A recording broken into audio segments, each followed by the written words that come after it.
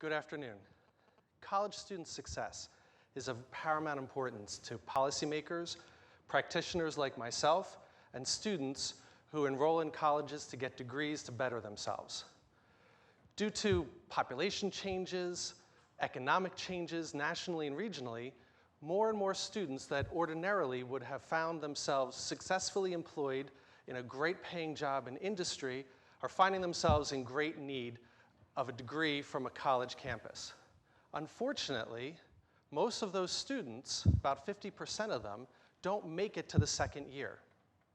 This causes them a great deal of harm to their self-esteem. It saddles them with a lot of debt, and it harms the institution that invested a lot of money in recruiting, enrolling, and attempting to support the student.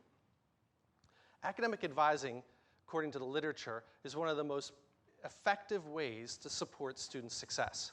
Most colleges, however, perform very transactional academic advising, sort of like going to the bank, making a deposit, moving some money, withdrawing money. In the college environment, they go and they ask, what's the requirements to get into this program? What class do I need for next semester? How do I get out of this class? It's very transactional. It's cheap, it's efficient, but it is completely ineffective in supporting at-risk college students.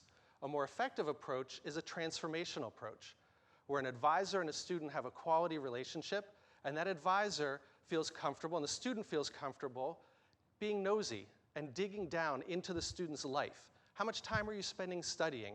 How much are you working? How do you study? What challenges are you having? And identifying personalized ways to remove stumbling blocks. Now, this transformational approach is very expensive and very time-consuming, and it's not employed very often.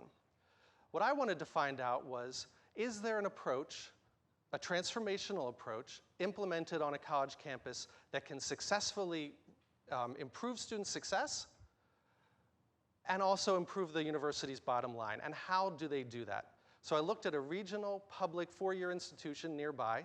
I found an academic advising office that was doing such an advising program, and I analyzed how they spent their time, improving study skills, time management, academic and social integration, goal setting, and also providing students with a safety net to pull them up.